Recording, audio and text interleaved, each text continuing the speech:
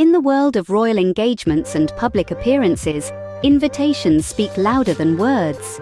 At the heart of such symbolic gestures, we find Prince Harry, who recently extended a significant olive branch. In a move that both surprised and intrigued royal watchers, he invited key members of his family to the Invictus Games service.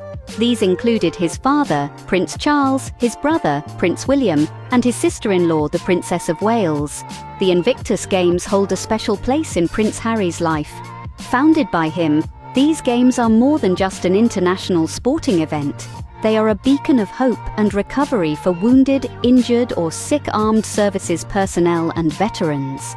The act of inviting his immediate family to such a meaningful event underscores his ongoing commitment to family ties, despite well-documented strains.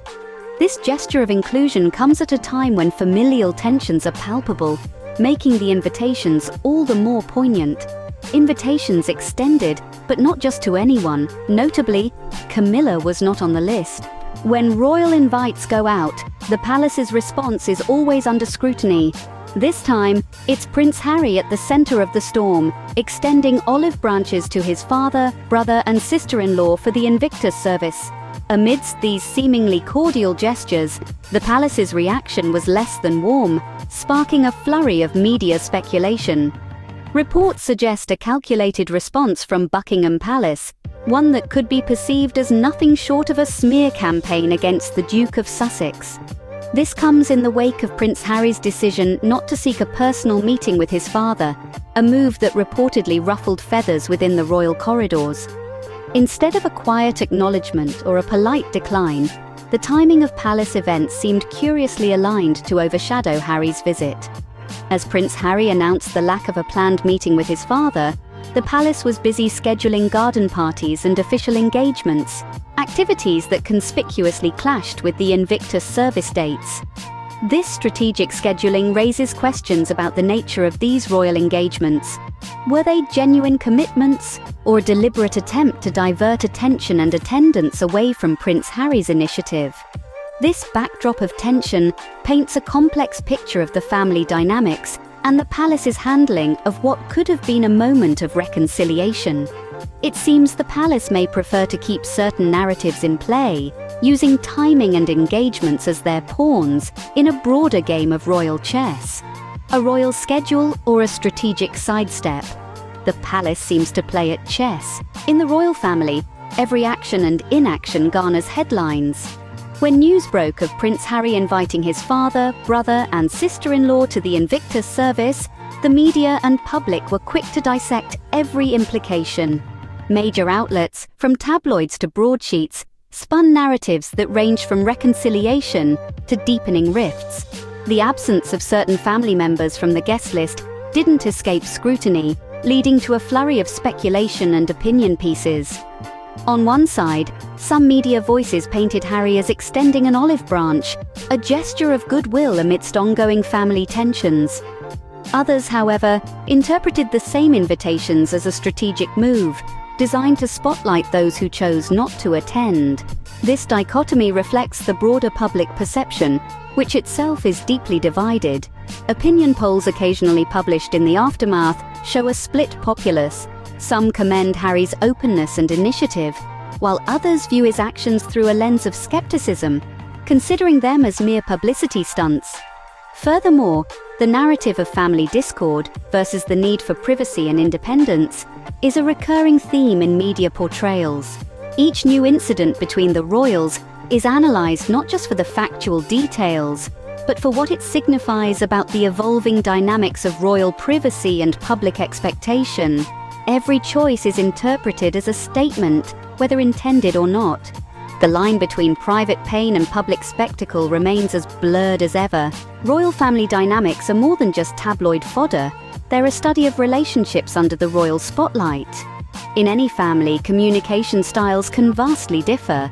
But when you add the element of royalty, every gesture, every word, and even silences are loaded with significance. Prince Harry's approach to family interactions is a fascinating case in point. Known for his candid and forthright manner, Harry brings a stark contrast to the more reserved and protocol-driven style traditionally upheld by the royal family. This divergence can be seen clearly in how he handles invitations and public announcements. For instance, Harry's decision to publicly invite his father, brother, and sister-in-law to the Invictus Games, and to openly discuss these invitations, breaks from the royal norm of private communications and discreet confirmations. Such openness, while seen as refreshing by many, often doesn't mesh well with the old guard methods of Buckingham Palace, where discretion is usually paramount. Moreover, the lack of invitation to Camilla, the Duchess of Cornwall, did not go unnoticed and likely added another layer of complexity to the family dynamics.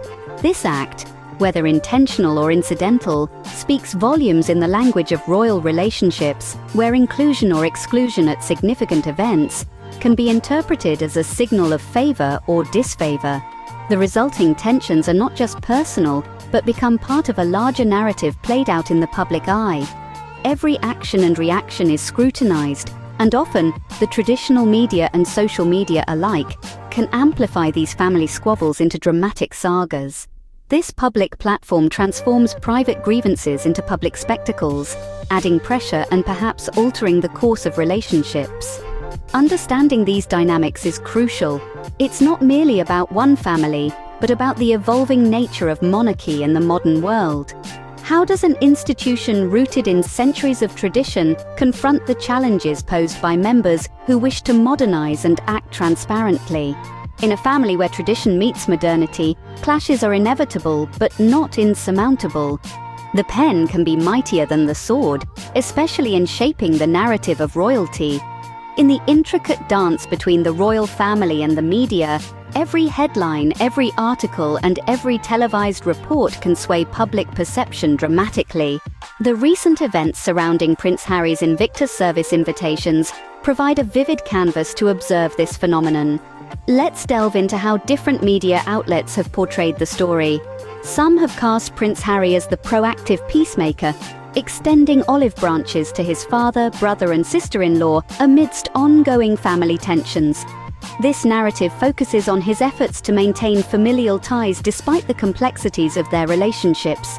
These reports often highlight his openness and willingness to reconcile, painting a picture of a man who prioritizes unity and healing over past grievances. On the flip side, there are those media outlets that have echoed the sentiments of the palace, framing Prince Harry's actions in a far less favorable light. In this portrayal, the Invictus Service invitations are seen not as genuine attempts at reconciliation, but as strategic moves designed to outmaneuver the palace and garner public sympathy. The narrative here is tinged with skepticism, suggesting that every move by Harry is calculated, with the media speculating on hidden agendas and possible repercussions. The contrast in these narratives is stark. Where one sees an attempt to bridge gaps, the other perceives manipulative tactics.